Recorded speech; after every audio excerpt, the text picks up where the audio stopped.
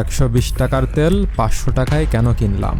পাম্পের সামনের গেট যখন বন্ধ, পেছনের গেট তখন কার ইশারায় খোলা।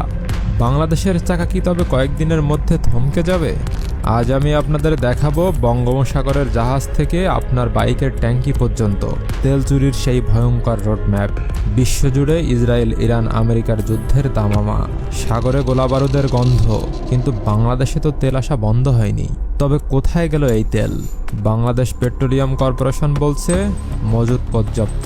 মাদার ভেসেল থেকে লাইটার জাহাজে তেল খালাসও হচ্ছে।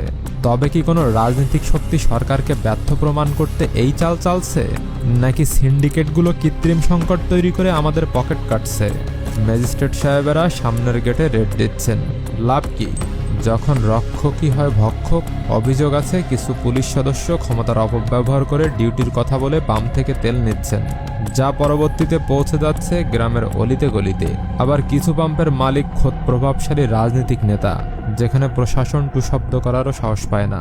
পাম্প মালিকরা রাতের আধারে 10 থেকে 15 টাকা বাড়তি লাভে তেল ছেড়ে দিচ্ছে কালোবাজারিদের কাছে, যা রাস্তায় বিক্রি হচ্ছে 400 টাকা পর্যন্ত। সংকট এমন পর্যায়ে যে কিছু বাইকার হয়ে উঠেছে ডেলিভারি পাম্প। সবসময় ট্যাঙ্কি ফুল রাখা এই চক্রটি রাস্তায় কাউকে বিপদে দেখলে সাহায্যের হাত বাড়ায় না, বরং কড়া দামে তেল বিক্রি করে ব্যবসা করে। আমি নিজেই আজ 500 টাকা দরে 2 লিটার পেট্রোল কিনতে বাধ্য হয়েছি। সিস্টেমটা অনেকটা দারাজের হোম ডেলিভারির মতো, ফোন দিলেই তেল হাজির, শুধু দামটা আকাশচুম্বী।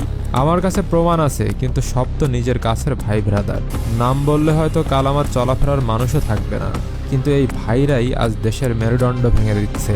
কি হবে যদি 3 দিন এই তেল সরবরাহ বন্ধ থাকে? বাংলাদেশ চলবে না, কারেন্ট থাকবে না, কলকারখানার চাকা ঘুরবে না, ব্যবসা বাণিজ্য সব ধসে পড়বে। এই মরণ খেলা কোনো রাজনৈতিক চাল হোক বা সিন্ডিকেটের লোভ, এর শেষ পরিণতি এক ভয়াবহ গৃহযুদ্ধ সদৃশ বিশৃঙ্খলা। এই নরক থেকে মুক্তি পেতে হলে তেলের উপর কঠোর সামরিক তদারকি প্রয়োজন। কালোবাজারি ধরিয়ে দিতে পারলে বড় অঙ্কের পুরস্কার ঘোষণা করুন। শুধুমাত্র বড় বড় পাম্পগুলোতে ম্যাজিস্ট্রেট কর্তৃক রেট নয়, সেই সাথে গ্রামের অলিতে গলিতে ছোট ছোট বিক্রেতারা এবং বিশেষ করে মোটরসাইকেল গ্যারেজগুলো কঠোরভাবে রেট দেওয়া হোক।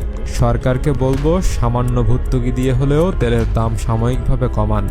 বাজারে যখন তেল অ্যাভেলেবেল হবে তখন এই মজুতদারি সিন্ডিকেট এমনিতেই ধরা খাবে, কারণ বেশি দামে কেনা তেল তখন তারা কম দামে বিক্রি করতে বাধ্য হবে। পাম্প থেকে